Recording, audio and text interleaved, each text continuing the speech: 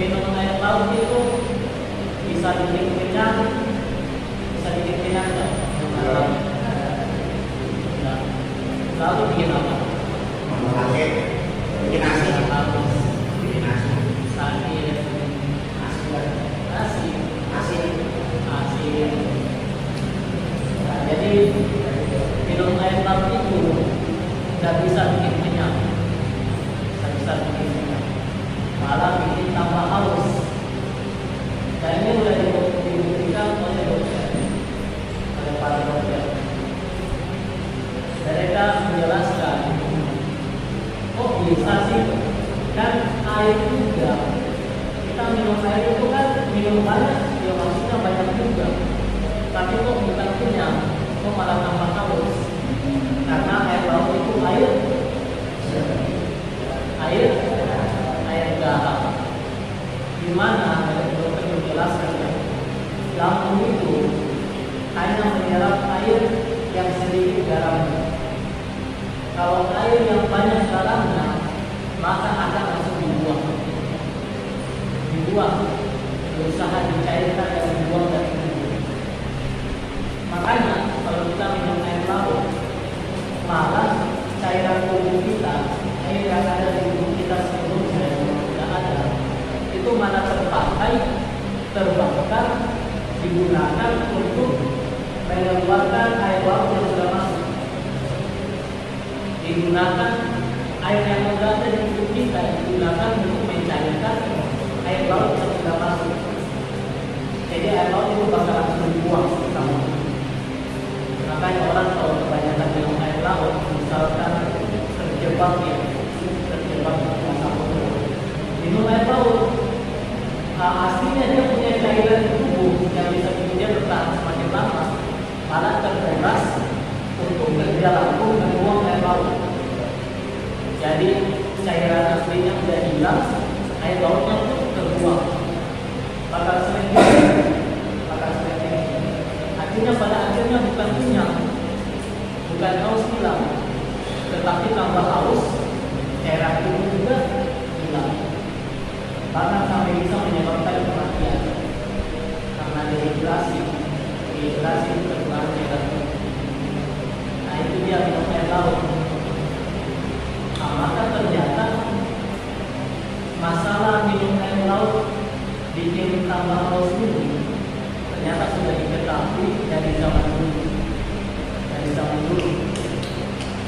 Walaupun belum ada alat-alat canggih yang begini, tapi karena memang kebiasaan manusia, sudah ketemu sama laut, pasti sudah minum air laut. Walaupun zaman dulu pasti sudah pernah minum air laut, sehingga mereka merasakan sendiri karena tidak tanpa haus macam-macam. Sampai ada itu perkataan, kalau yang kita baca barusan ini di kitab Al-Jur, karyanya itu Al-Jurnya, itu beliau menyebut perkataannya Nabi Isa alaihissalam, Nabi Isa bin Maryam alaihissalam. Nabi Isa berkata, "Tolabul dunya mislu syaribi ma'il bahar." Orang yang mencari dunia, maka dia seperti orang yang minum air laut.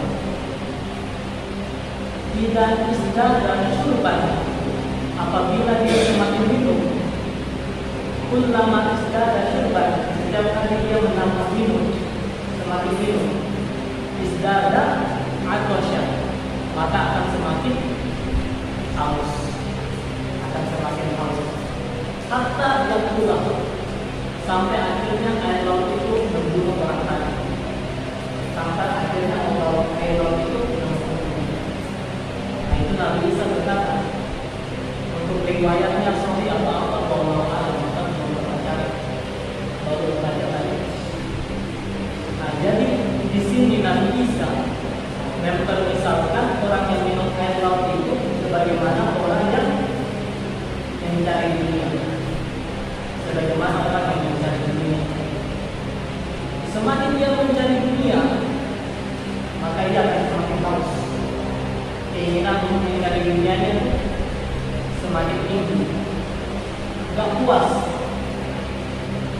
sampai Nabi Muhammad SAW itu pernah bermisalkan kalau dia sudah dapat 40 emas, dia akan berkeinginan untuk cari 10 emas kedua. Bayangkan 10 emas, jangan 10 emas. Apa emas setinggi pasir yang di bawah itu?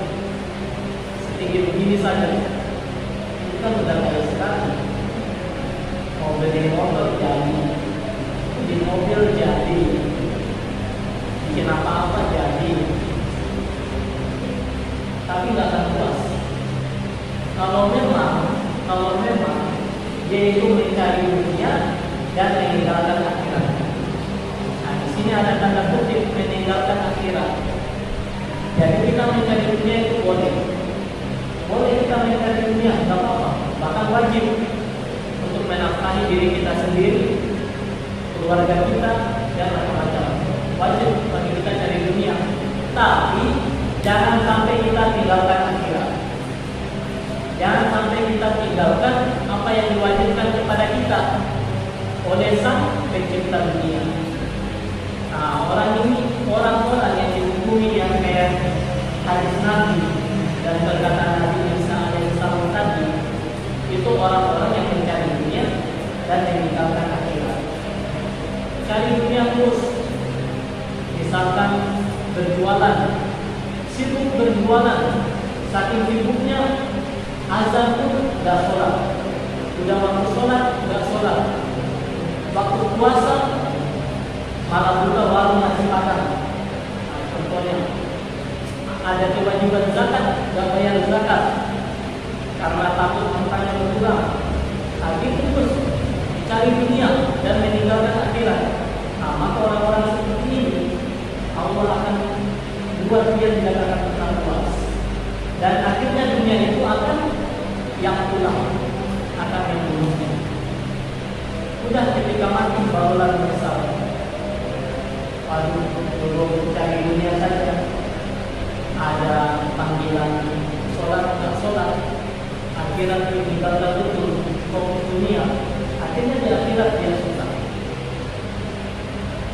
Dosanya seberapa besar, hartanya seberapa banyak yang dia cari sudah tidak berguna, baru menyesal di akhirat, akan dibunuh di akhirat, disiksa di neraka. Karena itu mencari dunia dan meninggalkan akhirat. Jadi nggak apa-apa kita mencari dunia, berusaha menjadi kaya raya nggak apa-apa, nggak ada masalah, selama akhirat kita tetap kita kerjakan, selama akhirat tidak kita lupa. Bahkan perkataan siapa ya, Nabi atau ulama lupa, harta itu paling bagus berada di tangan orang soleh. Jadi orang-orang soleh kayak kalian itu malah paling penting untuk mencari harta, karena insya Allah harta itu akan berguna dengan baik, akan digunakan di jalan yang baik. Karena orang-orang soleh pasti menggunakan harta di jalan yang baik, bukan jalan-jalan yang tidak baik. Makanya sangat bagus, sangat bagus katanya itu harta berada di tangan orang soleh. Nah, jadi itu dia sampai sekalian yang dirahmati oleh Allah Subhanahu wa Ta'ala. Dunia